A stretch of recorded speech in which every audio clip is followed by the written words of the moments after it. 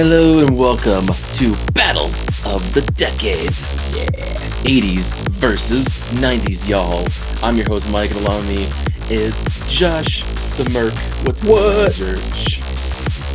I'm doing pretty good. How you doing? Pretty good. I'm pretty good. This is our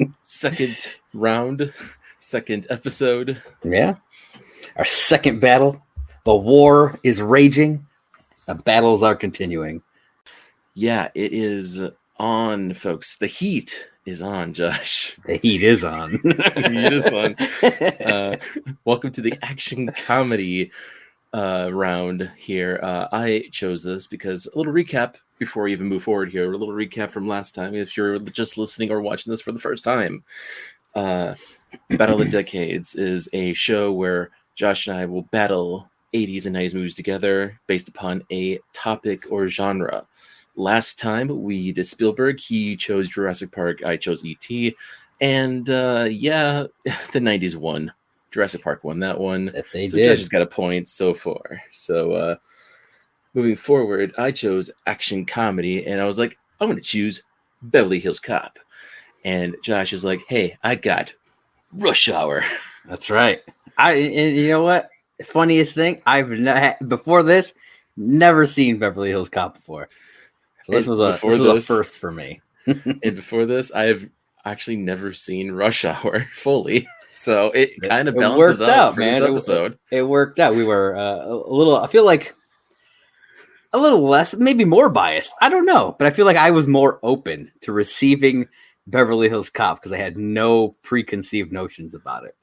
So I've only heard things about Rush Hour, things about that. But how the show works is that it's like kind of a court where we'll address the film, talk about why we think it's the best action comedy within our decades, and we'll kind of banter back and forth about the films, and we'll come to a conclusion, maybe which one's the best, or if we're tied, we'll go to you, the people at home who are voting on Twitter on the Merc of the Movie Blog Twitter account and see who wins that. So make sure you're following at Movie Blog Merc on Twitter to get in those polls, because those are very important to us as you continue watching the series or listen to the series.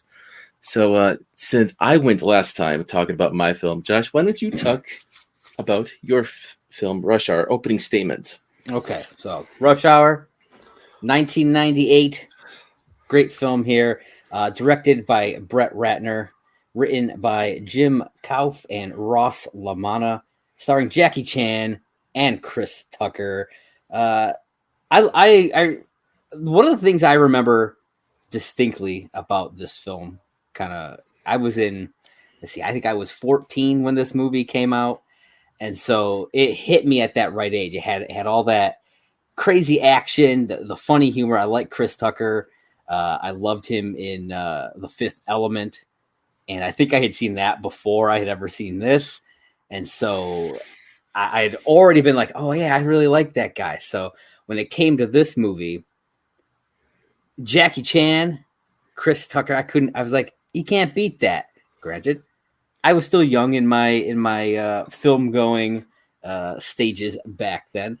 But rewatching this, man, I think it still holds up, It's damn good, and I'm excited to kind of get into it. Yeah, right on. Beverly Hills Cop, by the way, 1984 film, directed by Martin Brest. Brest as in Brest, not that kind of breast, people. Get your mind on the gutter. It is written by Daniel Petrie Jr., and it stars Eddie Murphy as Axel Foley.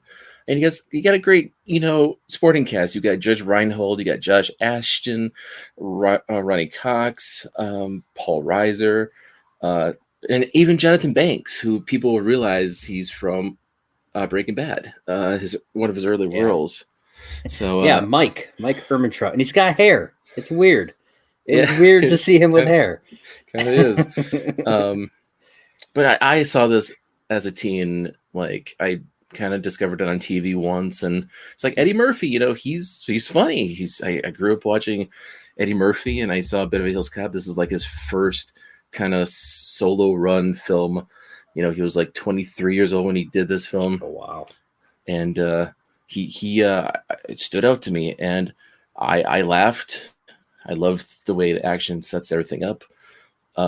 It's more comedy than action, but you know what? That's what makes it an action comedy. He focuses on that really well. Yeah. Rush Hour, I would say. Chris Tucker is an actor that the film that he was really, really whiny and annoying. In my opinion, he had that weird hairdo going on in that film, but in this one, he's still the same, you know, mouth going off kind of guy.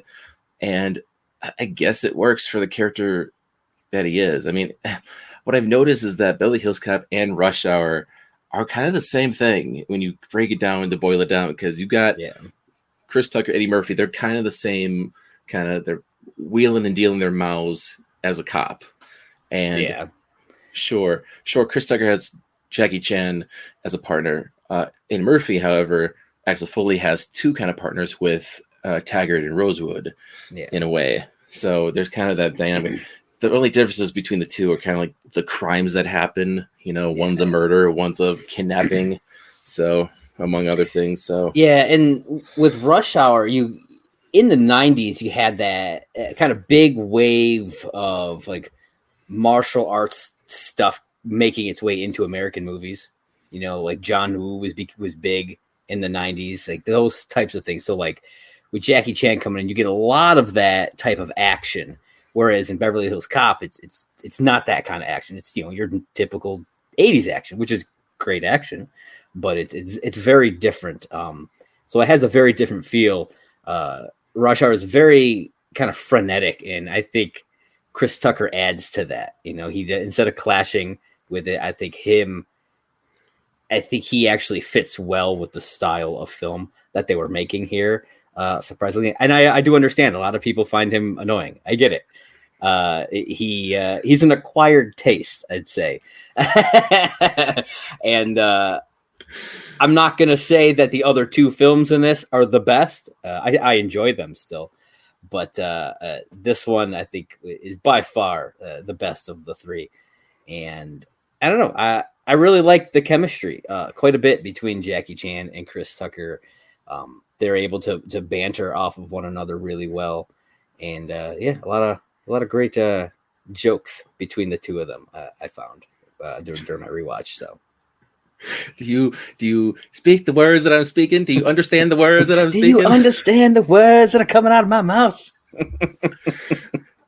I will say this though. Rewatching it, there were some questionable lines of dialogue. I was like, "Ooh, I don't know if that would fly, guys." Like now, like, "Ooh, yeah." I don't think so. That's I can see that too, actually, because Rusher has those questionable lines, and even Beverly Hills Cop has some questionable kind of things, even in the 80s. Like there's some a lot of homosexual kind of things going on with Eddie Murphy kind of portraying like a gay guy trying to get into Victor Maitland's club, you know, it was a hepatitis C or something, just trying to get in. Like, you might have get yourself checked, you know. Yeah. Can you tell him that? Okay, sure. Like Axel goes in, he creates these characters for these scenarios he's in, trying to solve his best friend's murder, and it's clever. It is like smart. He's like not your average cop. Like he's a street level cop that's smart, and compared to the Beverly Hills Cop, you know, they're just like by the book, you know. Yeah. It is a fish out of the water. Which is weird because, like, I watch a lot of procedural shows, and you almost never see that. You know, this is a precinct that we are completely by the book. Like, you never see that anymore. So it was actually really interesting to see. It was. Beverly Hills is very much high tech compared to Detroit, where it's very like run down and but the action starts right away in both films too, where Beverly Hills Cop has the truck scene at the beginning of the chase. Dude, that truck scene is epic. I have to give it to Beverly Hills Cop here, because like I'm watching that, I'm like, holy shit, they're just going for it with this truck, man. It's just plowing through everything. It's complete chaos, and it was awesome. It was. It is. It is so like when it does action very well. Like it is like, and what I love about Beverly Hills Cop is that it emphasizes on the soundtrack. The soundtrack is phenomenal. They'll play songs to like move the action forward. You have Neutron Dance by Pointer Sisters playing during the truck scene. It's there's a score in Beverly Hills Cop which is scored by Harold Faltermeyer. He does the theme tune Axel F, which is a chart-topping song in the 80s. A very good theme for Axel. He's it's actually one of my favorite songs to listen to. I love the song so much.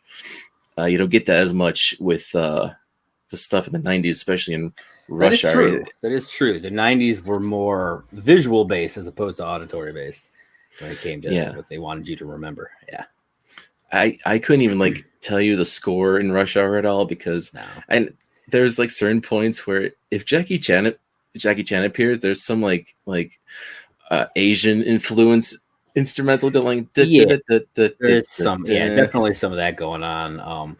I mean, honestly, the only piece of music that I even remember, and I just watched the movie like a couple of days ago.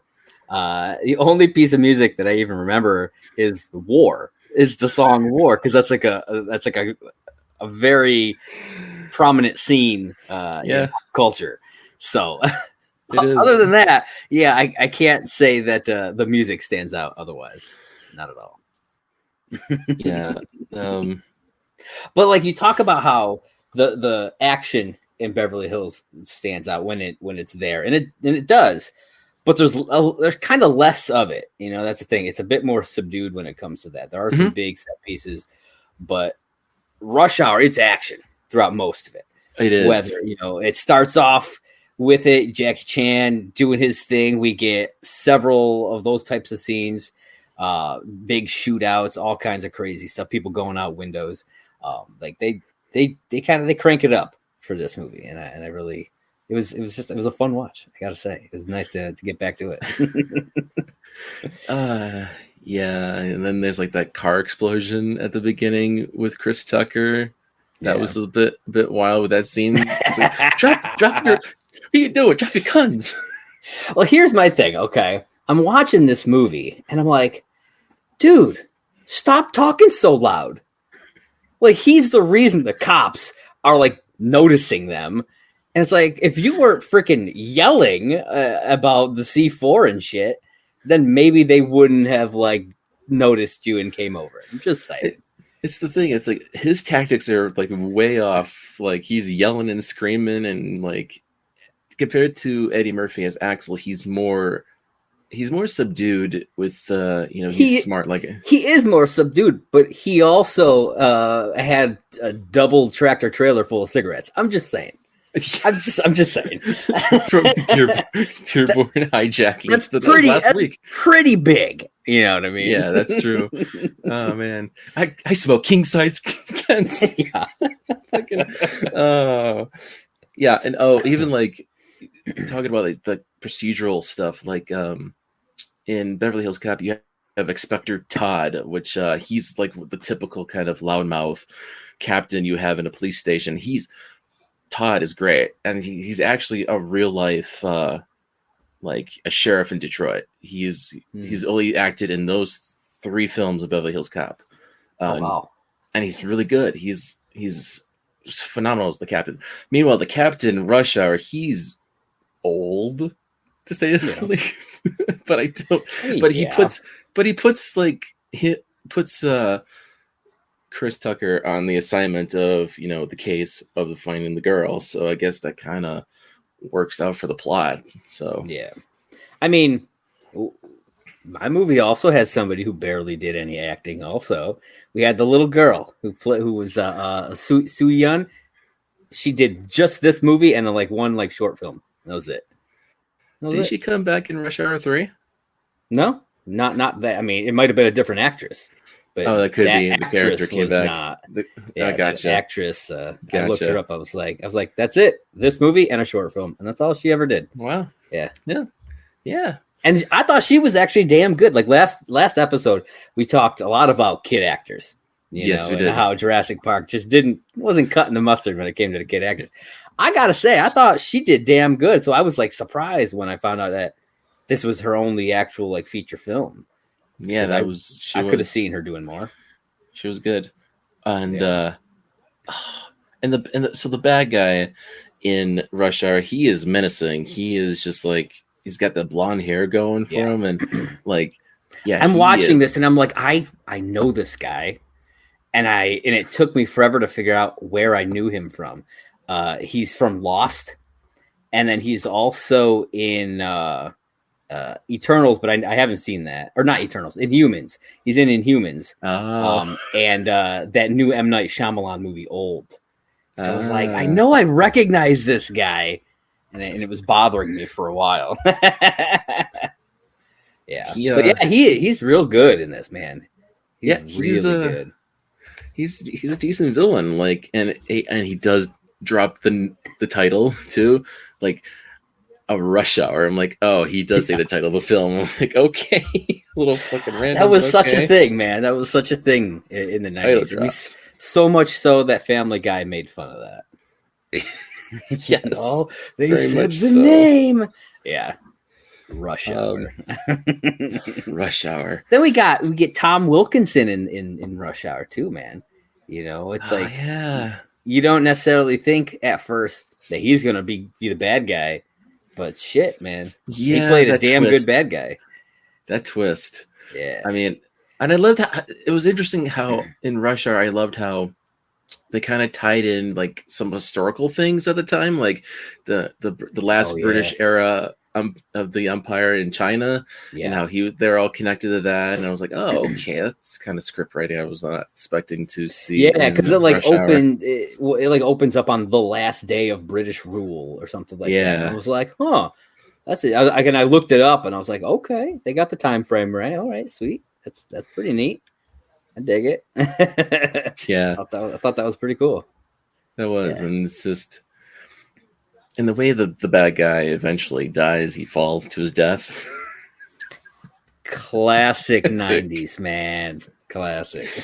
Oh, man. But, the climax in Beverly Hills Cop, it's a shootout. We get actually one of the most massive shootouts in the film at the end. Just like they eventually have to go to Victor Maitland's house, and they go charge in, and Victor Maitland's people are having like machine guns, and Taggart and Rosewood have like they got like automatic weapons, and yet I feel like Maitland hired all his guys from the same place that Darth Vader hired all his guys, because they're barely hitting anything.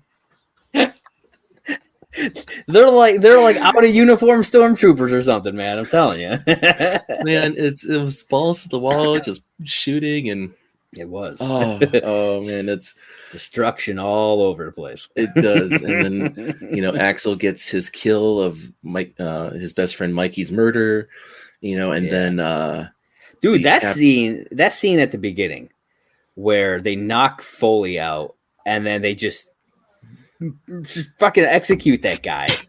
I'm just like, yeah, what just happened here? Yeah, it's shocking. It's like when they killed Mikey, they just like bam. I mean, they knocked Axel out cold, and I'm like, yeah, one of the because they make it seem like they're just giving him a warning, and they were going to let him go. You know what I mean? Right. And then he just pops him right there on the ground. I'm just like, what just happened? What the hell?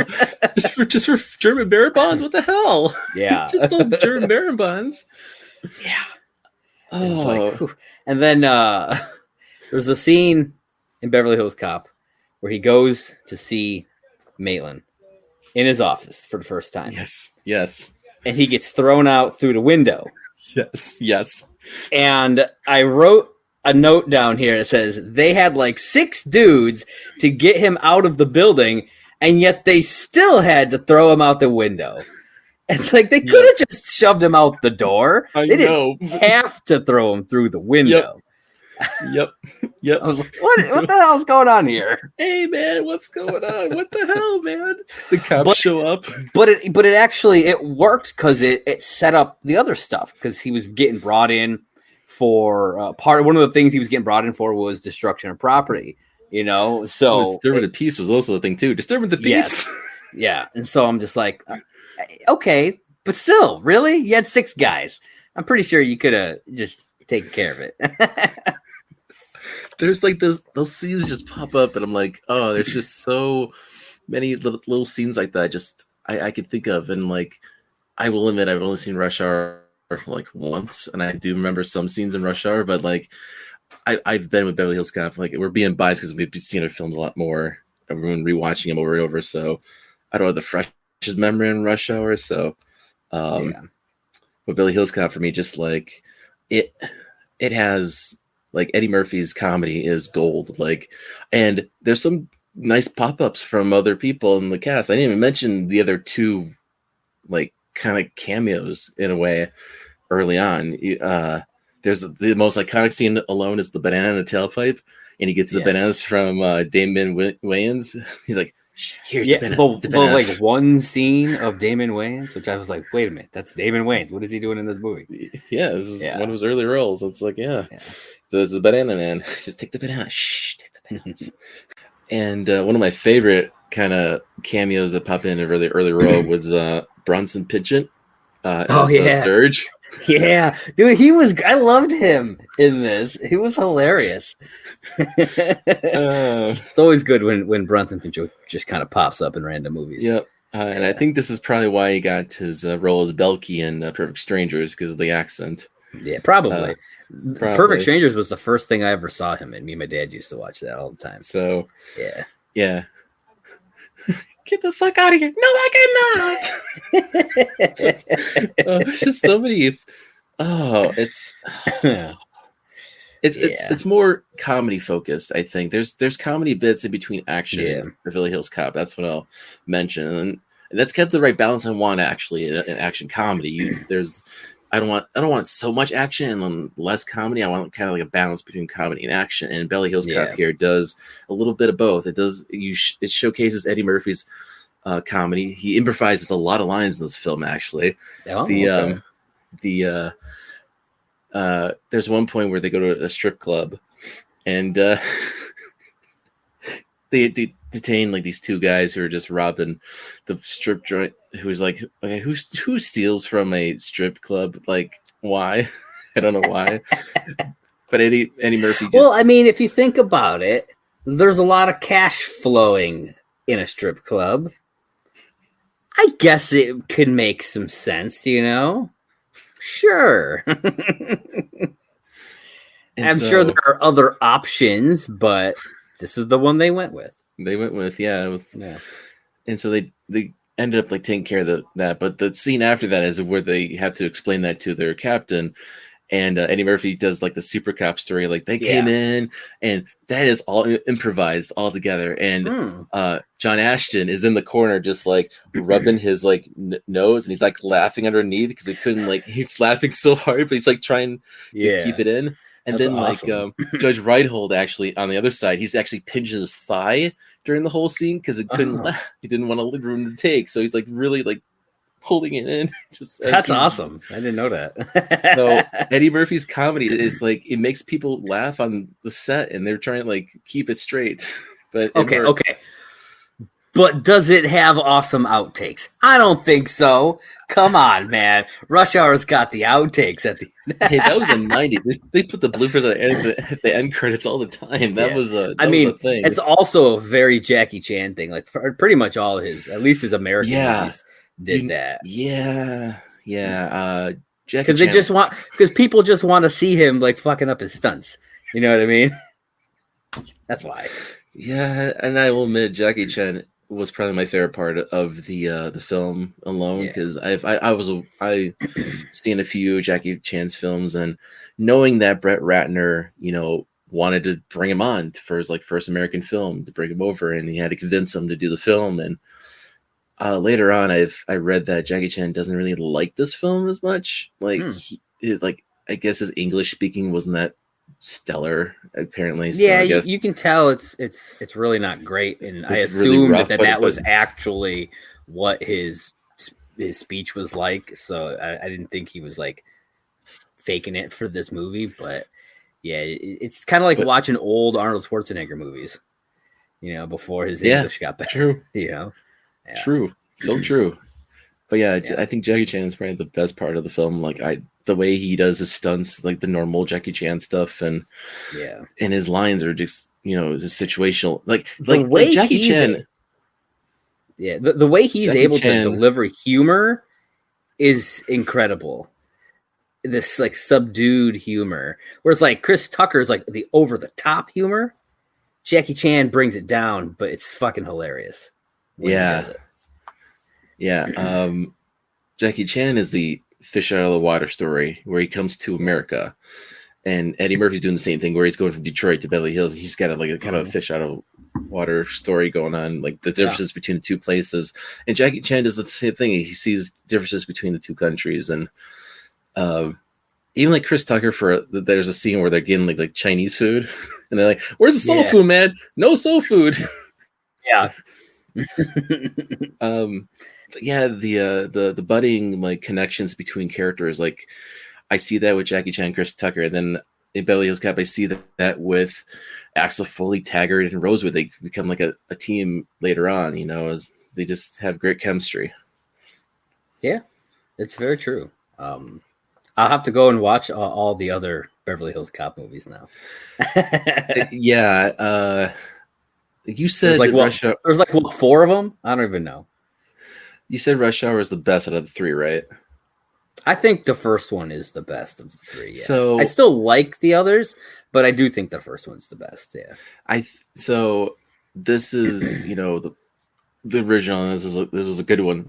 The second one gets better. It's more 80s because, mind you, Beverly Hills Cop is like in 84. This is a transition from like the late 70s into the 80s. So you kind of got that like the 70s style going in a little bit. 87 is when Beverly Hills Cop 2 came out, and that is when definitely the 80s popped in. You got the bright colors. It's actually directed by Tony Scott, actually. He directed the film after Top Gun, so it pops with color. And I wouldn't watch Beverly Hills Cop 3. I mean, if you want to finish the trilogy and be a completionist, go for it. I'm a completionist when it comes to that. But if I'm going to watch them, I'm going to watch them all. The third one's not that good. To be honest, it's interesting, but yeah, I just remember this film a lot, and I do have like a funny story. I always tell it to people whenever I can. In high school, I had to do like a monologue to just audition for a play, and I don't even know what the play was. I was just like nervous. I was just want to try something new, do theater, and you just had to pick any monologue in the world, and I had to like choose between movie monologues, and I was like, "There's a monologue at Beverly Hills Cop." I chose the one which, mind you, I did not think clearly. It has the N-word in it. It's the one at the hotel. I was like, I love Beverly Hills Cop, but I'll choose this one as my monologue. And I ended up like being so nervous reading it off, and I'm like, oh, maybe that's why I didn't get hired for the play. But I was just like, but I love the film so much, I chose it as a monologue. I was like, all right, I'll be like Axel Foley. I wanted to be just like him. Yeah. He was so like smarmy, and I just loved the way he can get through anything, you know, the way he talks. Like he's got a freaking suite with a regular room rate at a hotel. You know, and then at the end, you know, the police paid for everything. So it was like, God damn, he's so lucky with the way he sets things up. And including some extra robes. Yes. I got 3 of them in my bag. Yep. Which, I mean, I'm sorry, but that tiny bag, there's no way he fit 3 of them plus anything else. I noticed that too, but I loved how when he first came to the hotel, there's like the valet comes up and he's like, is that your bag? Can I get that? Sure, go get it. And he just takes it. It's like, yeah, he's like, because Axel Foley drives a crappy Chevy Blue Nova. Yeah. That becomes such a character in the film. Which again, like flipped opposite in Rush Hour, because Chris Tucker's character has like a really nice, shiny sports car as Eddie's driving around in. You know what I mean? So it's like it's very 90s, because like that's kind of what you get in 90s stuff. It's like shiny, it's big, it's flashy. That's kind of what they did. Yeah. It's very much big and flashy. Yeah. Very much. Yeah, Rush Hour's in Los Angeles, so it kind of showcases the 90s in Los Angeles, at least. You know, it kind of be like here's Beverly Hills in the 80s, here's Los Angeles in the 90s. So yeah, and there's like the female character in both films that really don't do as much. I mean, I know that maybe in Rush Hour she does a lot more. Yeah, I mean, honestly, not really. You talk about the bomb tech lady in Rush Hour. She doesn't. Yeah, she's kind of there to bust Chris Tucker's balls a bit and serve as all what you might think could be some sort of romantic thing, but never really does. And then, like, they make her seem kind of weak throughout. Like, oh, she's not good at her job because she's all in her head about defusing a bomb. Granted, she does it in the end, but it takes her to the like. I don't know. I think she could have been a bit stronger of a character. Yeah, it's I don't know. And it's kind of the same thing with Jenny in Beverly Hills Cop. She's just there to bust Axel's balls, and they've been friends with Mikey since they were kids. And honestly, I really want a prequel. I want to see a prequel of Axel, Jenny, and Mikey as like kids and teenagers doing like crimes and stuff as kids before that'd be cool. Axel becomes a cop. Nice, because you get to hear all that stuff from Mikey before he died. You know, he talks about like, remember that time we stole that car, you know, and I got, you know, I took it, you know, I went to jail for that, and it's like I want to see like the behind, like the prequel stories of their childhood stuff. And I'm like, because I love Mikey. Mikey, like Tanito, was just like, you know, I'm almost surprised that there was never like a prequel book, because that was like a big thing back then. You know, let's do some prequel novelizations and shit like that for movies. So I'm almost surprised that was never one. No, I really wanted. That's my idea, folks. I really want to do a Beverly Hills Cop prequel. Just Axel Foley as a teen. Like you'll get more hints of it in 2. Like 2, he really hammers in what he was as a teen, like what he's done, you know, as he does things. But no, Jenny does, you know, like when they first meet up after a long time at the gallery, and it's like, boy, you got old. Fuck you, Axel. They like to bust each other's balls. Oh, I love Jenny. She was just like, but yeah, she tries to help out Axel whenever possible, especially driving him around, because it's like, you still drive that crappy Chevy Blue Nova? Yeah. So start laughing about that. So yeah. So I think we should let's figure this out, man. I think it's time. Yeah. There's you know you want to vote. You know you want to vote for Rush Hour. You make it sound like, who are you voting for, Mike? Come on, tell me. Like, seriously, like, as an action comedy, like I said, the balance is like straightforward here with Beverly Hills Cop. Like, it is like night and day, because and Eddie Murphy,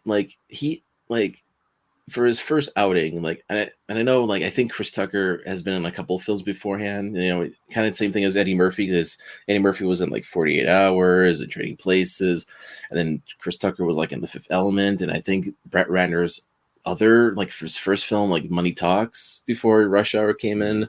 So there's kind of a thing, evil level going on here, but I just think that, like, when I watch Rush Hour again, probably not.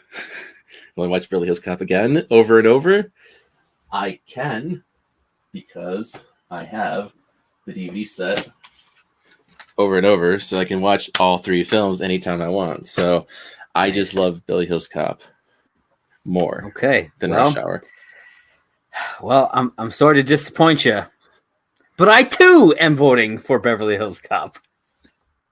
I watched this movie for the first time, and I was like, I'm sitting here and I'm like, this is going to be the most difficult thing to try to sell Rush Hour over this movie when I already know that it's the superior movie. And it's like, I knew before we even started, but I knew before I even rewatched Rush Hour that I was gonna pick Beverly Hills Cop. But I'm not the only one who picked Beverly Hills Cop, Mike, because the fans picked Beverly Hills Cop at a 60-40 split on our Twitter poll here. So, Yeah, there you go, man. Yeah, there we go. There's a win for the 80s. There it is, a unanimous win for Beverly Hills Cop. How does that make you feel? I feel overzealous. I love it. I seriously like Beverly Hills Cop is a film you need to watch, folks, if you haven't already, because it's worth it. Like every second of it, like it's a masterclass of action comedies in the 80s. And Eddie Murphy's funny. Eddie Murphy's great.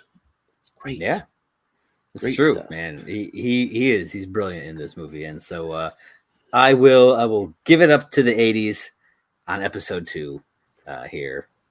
Can't deny it. Can't deny it. Yeah, that is unanimous. And you know what? Let me tease up the next battle, the next episode, the next round of battles. The category, the topic, if you will. It's not a genre this time. We're going back to people. This time we're focusing on Tom Hanks. Tom Hanks. That's right. And right now, I have a hard sell right now because I will also tease. Let me tease this too. I'll tease the movies. I'll tease the movies for next time. Go for it. Tom Hanks. Because if you notice, our pattern is that we choose topics each round. So this is Josh's topic. He chose Saving Private Ryan, and so I had to pick a 80s Tom Hanks film to combat that. And the only one that I could passionately talk about and try to convince Josh of probably is Turner and Hooch from '89. So Saving Private Ryan versus Turner and Hooch is going to be a very dark, a very like drastic... It's weird because like the first 2 episodes, like the movies have had a lot of like similarities that we can, a lot, they kind of go together. I don't think I've ever seen Turner and Hooch, so I'm just like, I really don't, other than Tom Hanks being in it. I don't know what kind of similarities there's going to be in these movies, but I'm interested to find out. Yeah, we'll see. God, maybe. Well, let us know what you think about this battle. Let us know what you want to see in the future here and at the Battle of the Decades here. That's right. Be sure to vote in our poll on the Merc with Movie Blog Twitter page at Movie Blog Merc. You can vote which of those 2 you like the best, and then we'll share that with you on the next episode. Yeah. Make sure you follow the Twitter account. Make sure you follow along and vote in those polls because those are very important. The votes were not that high, but they still counted. So the more votes, the better goes on for the series. So speaking of Twitter, Josh, where can people find you on the internet? You can find me on Twitter at Movie Blog Merc. That is the Twitter page for Merc with a Movie Blog. If you're watching this on YouTube, you can be sure to follow us there. Hit that subscribe button. Hit the like button if you like what you're watching, and click that little bell if you want to know what else we're doing over here. A lot of cool shows and whatnot. And if you're listening on podcast form, head over to anchor.fm/movieblogmerc.